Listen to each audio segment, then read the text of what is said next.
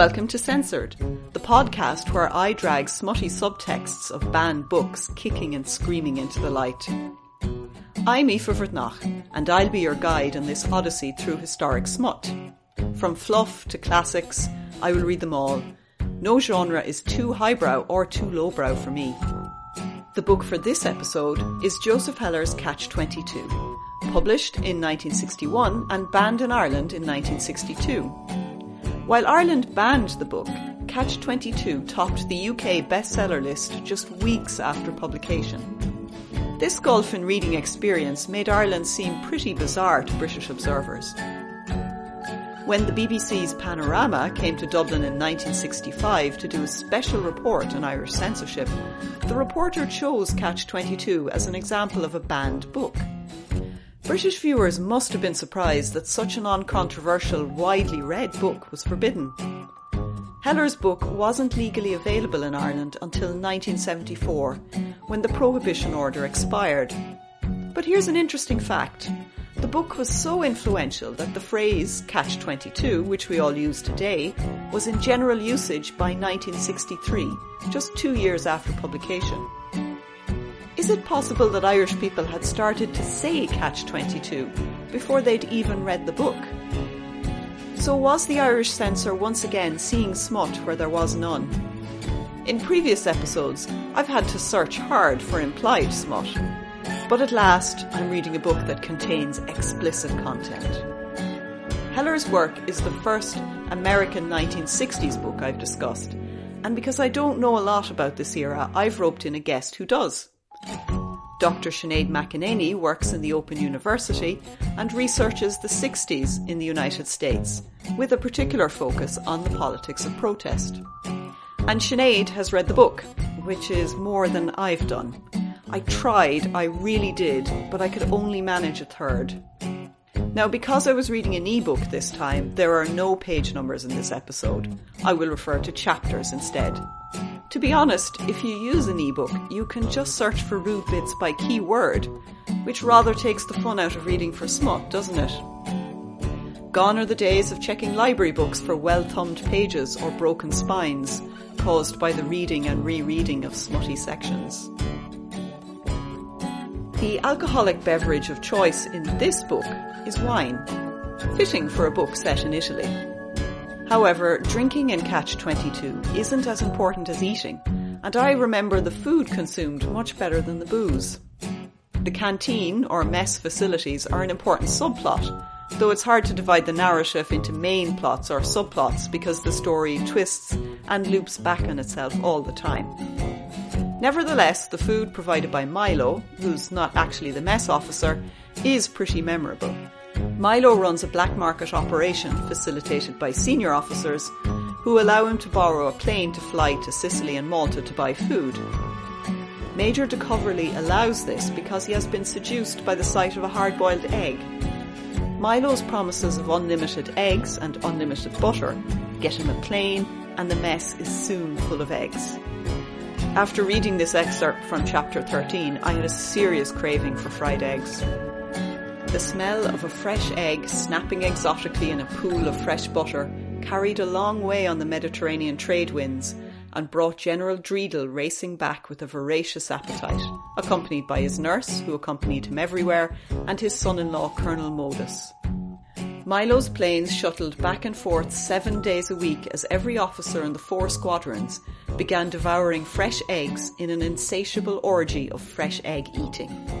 General Dreedel devoured fresh eggs for breakfast, lunch and dinner.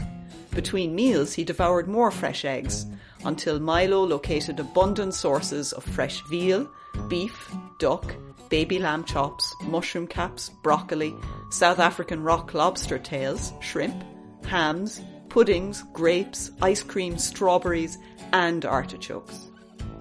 Soldiers will always prefer fresh food, freshly cooked, to regulation rations. But because of the huge army bureaucracy, only subterfuge and smuggling could supply it. As with everything in this book, Heller is using eggs and food to make a satirical point about military life. There are no redundant pretty descriptions or literary flourishes in this book. Obviously, he can use food to set an atmosphere. That frying egg is remarkably evocative, but that's not his primary intention. Heller's food porn is satirical rather than carnal. So if you drink your wine and eat your egg sandwich with a quirked eyebrow, you'll be getting into the spirit of the book. But enough about food. You want to know why it was banned. This is a first for my podcast so far, but Joseph Heller's Catch-22 was banned because of the first line.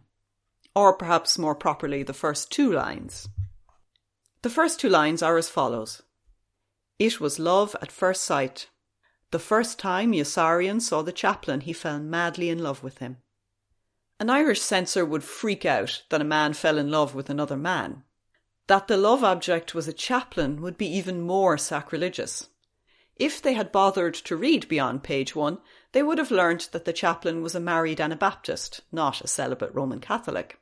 But I don't think that would have consoled them much, since the deeply Catholic censors didn't care much for Protestant ministers. I honestly don't think the censors read beyond this page, but the love affair between two men does not materialise. Sorry to disappoint. Yossarian falls desperately in love with lots of people, by the way. It's a part of his character. The rest of the first chapter is neither rude nor smutty, but it features an extended satire on censorship that would certainly have ruffled the censor's feathers. The overt political criticism in the book is first directed at censorship as an idea and a system. While he is confined to his hospital bed, Yossarian is told to censor soldiers' letters. He protests against this by making ridiculous choices.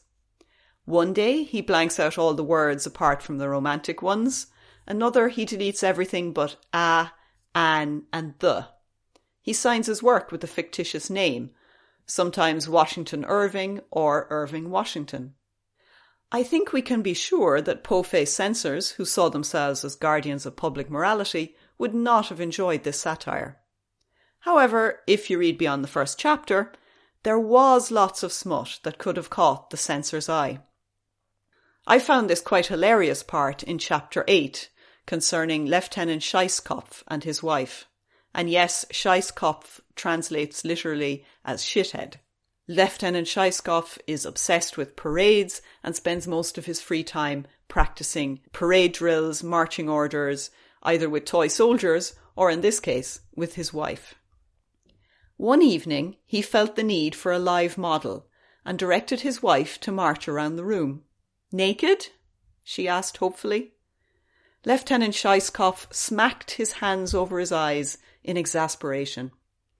It was the despair of Lieutenant Scheisskopf's life to be chained to a woman who was incapable of looking beyond her own dirty sexual desires to the titanic struggles for the unattainable in which noble men could become heroically engaged. "Why don't you ever whip me?" she pouted one night. "Because I haven't the time," he snapped at her impatiently. "I haven't the time. Don't you know there's a parade going on?" Obviously, sexually expressive women were censor-worthy, even if their nymphomaniac tendencies were annoying rather than hot. Before I go any further, I should get Sinead to explain what a Catch-22 actually is. We use the phrase all the time. Not many authors have been absorbed into popular culture as successfully as Heller was. The Catch-22 dilemma is laid out clearly in chapter 5. It's about this being stuck in the army. So if you're in the military, you're crazy. If you want to leave the military, you have to ask. But if you ask, then by default, you're not crazy. Therefore, you should stay. So by requesting to leave, you are in fact ensuring that you're going to stay. There's no escape from this dilemma. No choice makes sense. The soldiers are caught in the tentacles of an absurd system. I think many dilemmas in the book are Catch-22s.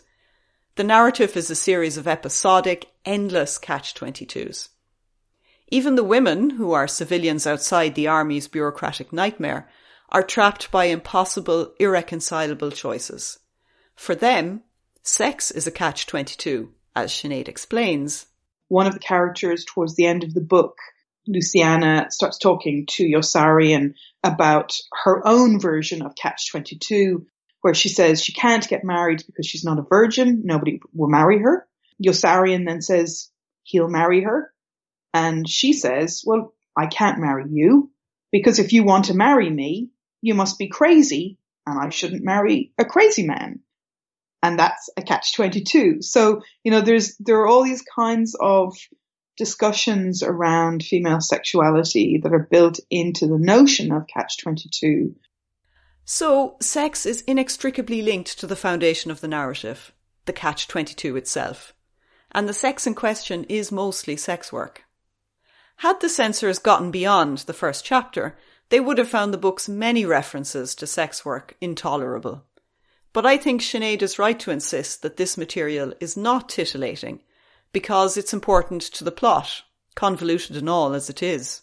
There's a lot of prostitution in this, so that's another square on your smut bingo thing. So, some of the main characters are prostitutes, and even though they don't always have names of their own, they are still main characters. Quite a lot of the movement in the novel happens in brothels. So things that move the narrative forward often revolve around activities in brothels, relationships with people in brothels. You wouldn't read this as a 14-year-old boy, or indeed a 14-year-old girl and think, oh, I'm really excited to read that bit. Like all the sex is unlikable. Just like the characters, none of it is particularly romantic. None of it is explicit enough for it to be pornographic. It's very rarely gratuitous, actually. Even the very uncomfortable stuff. There is a point behind it. There is a purpose to the discussion of sex. But I'd like to turn to a piece from chapter 21 about one of the rare women in the army, Colonel Dreedle's nurse. Now she's described as, quote, as delectable a piece of ass as anyone who saw her had ever laid eyes on, unquote. And here's the description of this woman from the perspective of Yossarian, who, guess what, had fallen madly in love with her. General Dreedle's nurse was only a little chubby, and his senses were stuffed to congestion with the yellow radiance of her hair and the unfelt pressure of her soft, short fingers, with the rounded, untasted wealth of her nubile breasts in her army pink shirt that was opened wide at the throat, and with the rolling, ripened, triangular confluences of her belly and thighs in her tight, slick, forest green gabardine officer's pants. He drank her in insatiably from head to painted toenail. So we join Yossarian in perving over this nameless, silent woman in her too tight uniform, and it feels kind of gross. It then gets even stranger because Yossarian starts moaning, or rather saying ooh. Then the ooh sound spreads throughout the rest of the men, and the meeting descends into chaos. The point here is that Yossarian's crazed, desire-fueled moans puncture the authority of senior officers, who lose control of the men and themselves. I feel slightly grubby after reading about the nurse's fleshy body, because she is nothing but an object. But many of the characters are objects. They are being manoeuvred to make a point, to tell us something about bureaucracy. Now you may have noticed I have not summarised the content of the book in a pithy 2 to 3 sentences early on in this episode. I honestly couldn't boil the plot down like that because I didn't understand it. That's not because it's a badly written book. Actually, it's pretty amazing in parts. And so it should be. It took 8 years to write. But for me, reading it went something like this. Stage 1. Yes, I like this. I'm caught up in the story and the people. It's quite amusing. Stage 2. Oh, I have no idea what's going on now. Whatever, it's still sharp and funny. Stage 3. Right, I don't like these people. Stage 4. God, this new chapter is so confusing, and why is everyone so horrible? I'll do something else now. Anything else. This 4-stage process was repeated each time I picked up the book. This bothered me because Catch-22 is a part of many school curricula in the US and has been for decades. Thousands and thousands of teenagers are asked to read this book. And I asked Sinead if my experience was typical. Yeah, it's quite a difficult book to read. It's quite the characters are really unlikable. the main character, Yossarian, is really unlikable. You never really know where he is. It's quite a disjointed book. It's quite, it flits from one set of time frames to another. The characters aren't terribly well developed. There's a whole lot of characters in this book, and some of them appear, are really well-rounded in the way that they're described, but some of them appear in and out of chapters, and they're very much window dressing. They're very minor characters, and it's quite difficult to keep track of who is who and who's doing what when. So I think that makes the book quite difficult to read.